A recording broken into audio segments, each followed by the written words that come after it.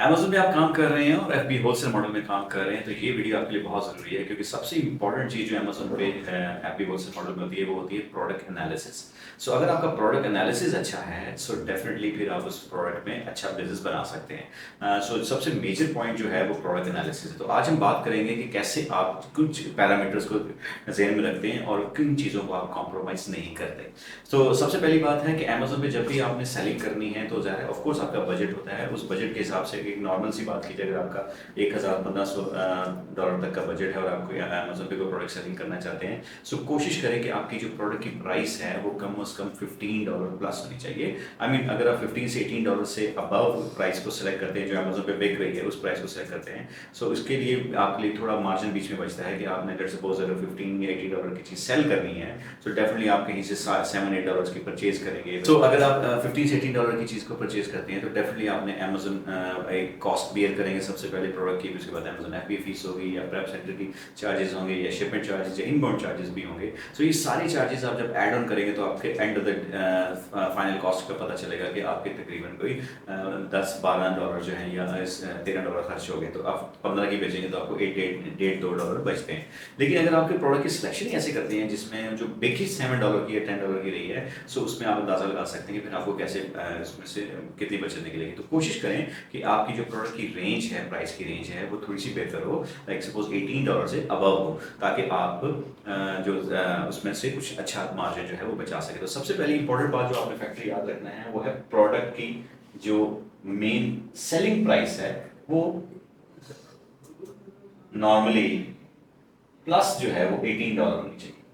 इसमें फिर आपकी जो बेसिक जो बचत है वो निकल सकती है। सेकेंडली जो चीज़ आपने इसमें ऑब्जर्वेशन रखनी है ज़हन में, वो ये याद रखनी है कि आपकी कोई प्रोडक्ट जो है वो सीजनल तो नहीं है, या आने वाला कोई ऐसी प्रोडक्ट जो सीजन एंड तो नहीं होने लगा। खास तौर पे अगर सीजनल प्रोडक्ट भी आप सेल कर रहे हैं तो डेफिनेटली उसका एक अच्छा आपको बजट बन सकता है, अच्छा एक मार्जिन बन सकता है।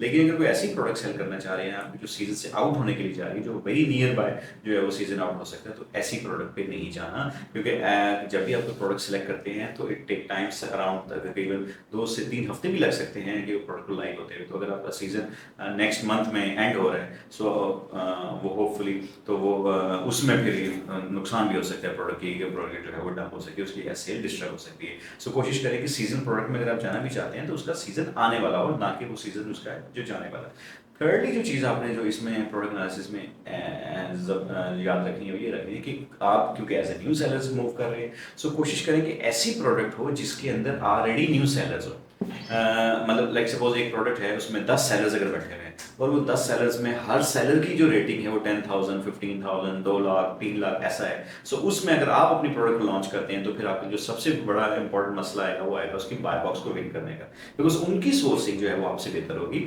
सो कोशिश करेंगे एज अ बिगिनर जब आप एज अ न्यू सेलर जाते हैं, सो ऐसी प्रोडक्ट में ना जाएं जिसमें जो पुराने सेलर्स बैठे हों, या खास तौर पे ऐसा देखें आप ज़रूर कि बाय बॉक्स को ज़रूर चेक करें कि क्या बाय बॉक्स स्टैटिस्टिक्स जो है वो क्या कह रहा है कि आया क्या सबको अपॉर्चुनिटीज़ मिल रही हैं या नहीं। यानी कि जो दूसरा मेजर इंपॉर्टेंट पॉइंट हो सकता है वो ये देखें कि बाय बॉक्स पे आप कंप्रोमाइज़ ना करें। मतलब इसकी सिंपल सी एग्जांपल ऐसे हो सकती है कि लेट्स सपोज अगर आप तो मैं ये कहूँ कि एक ऐसी प्रोडक्ट है जो अमेज़न पे बिक रही है और उसका हर रोज़ आपको $1 लाख बचता है, लेकिन आप बेच नहीं सकते, तो डेफिनेटली उस प्रोडक्ट का क्या फ़ायदा। तो आपने ये चीज़ भी ऑब्जर्व करनी है कि उसका बाय बॉक्स क्या है।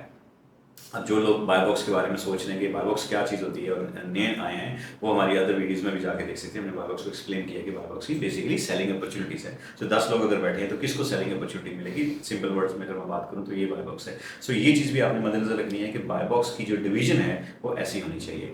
उसके बाद आपने जो मेजर चीज़ें इंपॉर्टेंट रखनी है वो ये याद रखनी है कि आपने ये ज़रूर देख लेना है कि आपकी जो प्रोडक्ट सेल होने वाली है उसकी सेल कितनी है।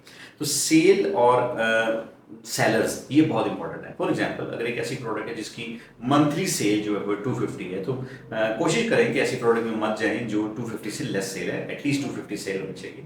और अगर उसके कंपैरेटिवली आप देखें कि 250 अगर सेल होती है और उसके सेलर 15 सेलर बैठे हुए हैं, तो इट मीन्स कि अगर आपने 250 की सेल करी तो आपके हिस्से में बहुत थोड़ा जंग आ सकता है। सो ऐसे कोशिश करें कि ऐसी प्रोडक्ट सेलेक्ट करें जिसकी कम से कम सेल 250 हो, खासतौर पे 250 प्लस उसकी सेल हो। तो खासतौर पे आप ये देखें कि उसके सेलर्स कितने हैं। सो सेलर्स और सेल्स इन दोनों का कंपैरिजन आपने ज़रूर याद रखना है कि ऐसे नंबर ऑफ सेलर्स ना ज़्यादा हों जिससे आपकी सेल जो है उसका मेजर चंक जो है वो कोई और सेलर्स उठा रहे हों। सो ये चीज़ भी खासतौर पे मद्देनजर रखनी है।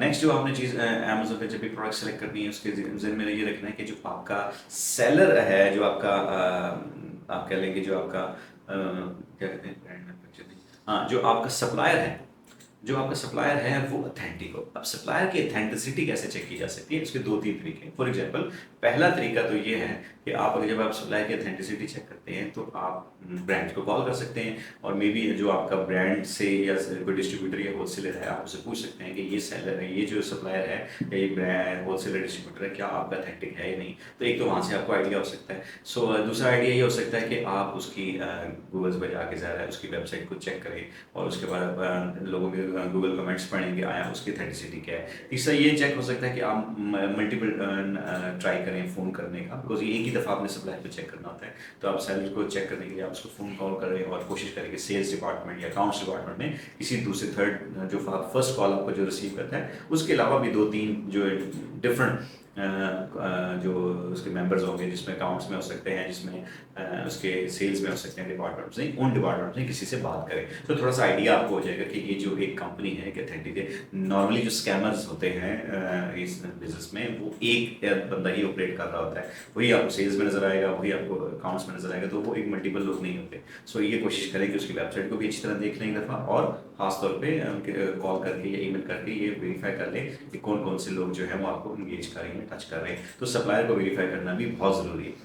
और लास्ट पे आपने ये चीज़ भी ऑब्जर्व करनी है कि किसी भी जितने भी सप्लाई सेलर्स बैठे हुए हैं या अमेजोन सेलिंग कर रहा है उस प्रोडक्ट में, तो ये भी देखना है कि कोई डोमिनेंसी ना हो। डोमिनेंसी से मुराद ये है कि अगर लेट्स सपोज एक सप्लायर जो है, एक सेलर जो है वो 90-80% तक बाय बॉक्स ले विन कर रहा है, तो इसका मतलब आपको अपॉर्चुनिटी सेल करने की नहीं देगा। सो इन पैरामीटर्स को आप अपने जहन में रख के किसी प्रोडक्ट को एनालिसिस करें और उसके बाद आप प्रोडक्ट को अमेजोन पे सेल करें। अगर ऐसी कोई प्रोडक्ट मिलती है आपको जो इन सारे पैरामीटर्स को पूरा करती है, सो डेफिनेटली आपको जो है उसका बेहतर बेनिफिट भी हो सकता है। लेकिन अगर कुछ चीज़ों को आप कॉम्प्रोमाइज़ कर लेंगे तो फिर डेफिनेटली ऐसा भी हो सकता है कि आपकी प्रोडक्ट जो है वो हैंग हो जाए। सो इन सारी चीज़ों को मद्देनजर रख के आपकी प्रोडक्ट एनालिसिस किया जा सकता है। मीनवाइल अगर फर्दर आपने इसमें कोई डिस्कशन करनी है, कोई कमेंट्स करना है, तो आप हमें कमेंट्स में जरूर लिखें। आप इसमें मजीद डिस्कशन करेंगे, उसको कोशिश करेंगे मजीद एलाबोरेट करने की।